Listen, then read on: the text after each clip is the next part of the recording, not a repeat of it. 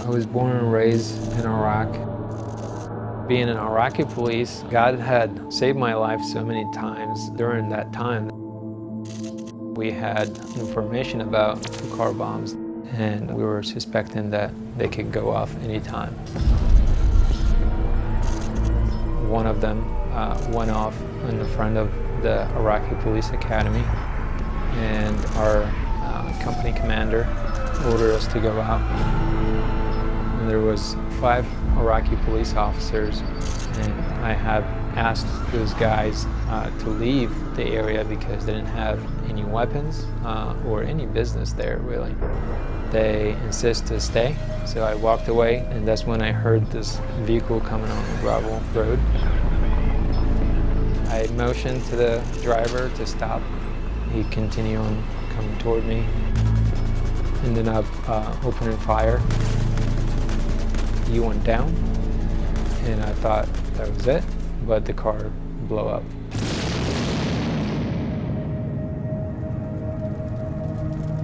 I flew in the air, hit the ground. There's 5 police officers that I had asked to leave. They were burned and cut to pieces.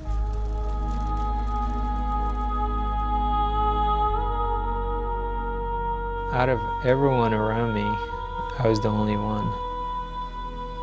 Stand up on my feet and still breathing air.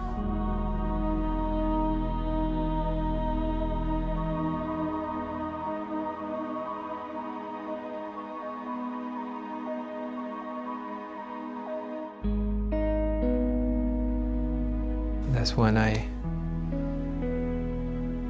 started looking for God. It says, okay, I want to know that God who's saving my life.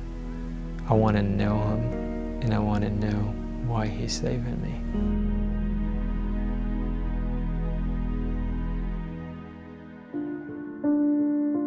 During that time, that's when I met Scott.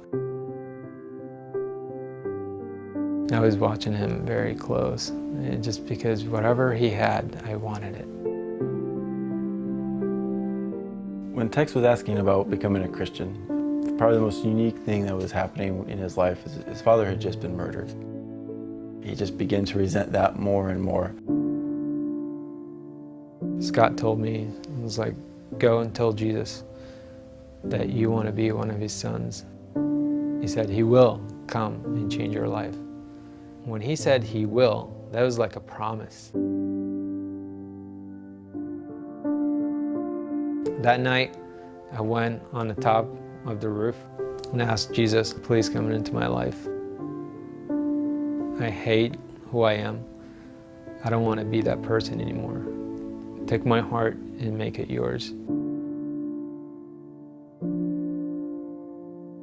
He was the most changed person I had ever seen in my life. The people in our unit, in our company, in our platoon, they could see a dramatic difference in Abbas.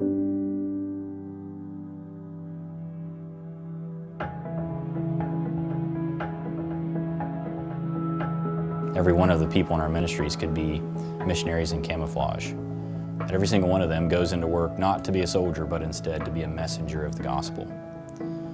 And that's how we met Scott.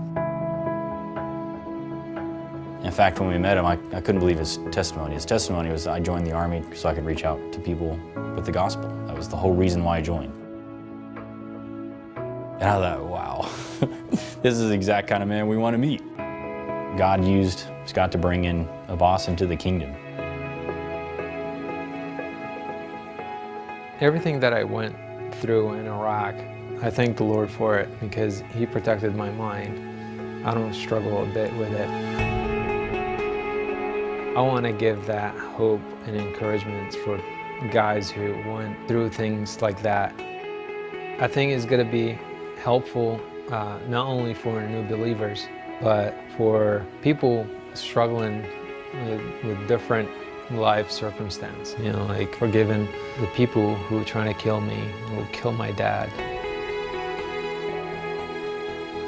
Not only forgive them, but love them, because that's what Jesus did.